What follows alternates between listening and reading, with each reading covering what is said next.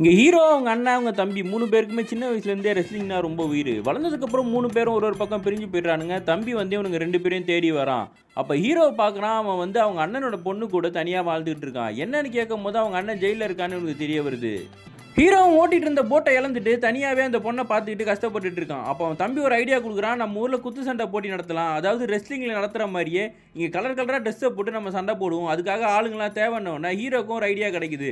அவன் ஃப்ரெண்ட்ஸுக்கு ஒரு 4 பேர் ஜெயிலேருந்து ரிலீஸ் ஆகிறாங்க. அவங்கள கூப்பிட்டு இந்த ஐடியாவை சொன்னால் அவங்க யாருமே முதல்ல வேணான்னு சொல்கிறாங்க. ஹீரோ வேணே அதில் ஒரு குண்டனை வம்புக்கு இழுக்கிறான். அந்த குண்டனுக்கும் ஹீரோக்கும் சண்டை நடக்கிறத பார்த்த உடனே ஊர் மக்கள் எல்லாம் சுற்றி நின்று வேடிக்கை பார்க்குறாங்க. இது செம்ம ஆடியன்ஸ் இருக்கு போல இருக்கே, இதை நம்ம கன்ஃபார்மாக பண்ணணும்னு சொல்லி முடிவு எடுக்கிறானுங்க.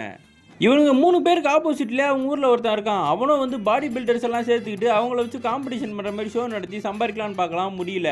அந்த டைமில் 3 பேரும் என்ன பண்ணுறானுங்க, கலர் கலராக ட்ரெஸ் எல்லாம் தச்சுட்டு ட்ரைனிங்லாம் பண்ணி ஒரு குடோனுக்குள்ளே இந்த WWE மாதிரியே நடக்கிற குத்து சண்டையாக நடத்தலான்னு முடிவு எடுத்துடுறானுங்க.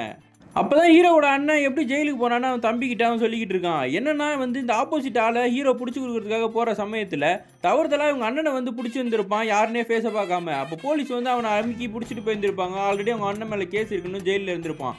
வெளியே வந்து அண்ணன் என்ன தாண்டா போட்டு பொழப்பான்னு சொல்லி புலம்பிக்கிட்டு இருக்கான். அந்த ஆப்போசிட் ஆள் பாடி பில்டிங் ஷோ பண்ணும்போது அங்கே இருக்க யாருமே போகல. இவங்க ஷோ நடத்துகிறாங்கன்னு தெரிஞ்ச உடனே ஊராளுங்களாம் கிளம்பி போகிறாங்க.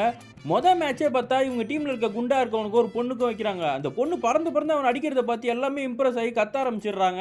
அடுத்ததான் இவங்க டீமில் 2 பேரும் மொக்கை ஆடுறானுங்க. இதுக்கு தான் நாங்கள் பார்க்க வந்தோமான்னு சொல்லி திட்டிகிட்டு இருக்காங்க. இந்த டைமில் ஹீரோ இறங்கி அவனுட்டு உள்ளே இறங்கிடுறான். ஆனால் ஆப்போனன்ட் ஆள் ஒரு பொண்ணை இழுத்துட்டு ஓடி போயிட்டான்னு தெரிஞ்ச உடனே ஹீரோவோட தம்பியை நானே சண்டை போடுறேன், சின்ன வயசில் நம்ம 2 பேரும் எப்படி சண்டை போடுறேன்னு எனக்கு தெரியும்னு சொல்லிட்டு உள்ளே இறங்கி இவங்க சண்டை போடுறதுல எல்லாருமே மிரண்டு போயிடுறானுங்க. இவனோ ஷான் மைக்கிள்ஸ் மாதிரி சண்டை போடுறான். ஹீரோவோட தம்பியோ ஜெஃபாடி மாதிரி சண்டை போட்டதில் எல்லாருமே இம்ப்ரெஸ் ஆகிடுறாங்க. இந்த மேட்ச் முடிகிற சமயத்தில் கரெக்டாக ஹீரோவோட அண்ணன் ஜெயிலேருந்து ரிலீஸ் ஆகி வெளியே வரான்.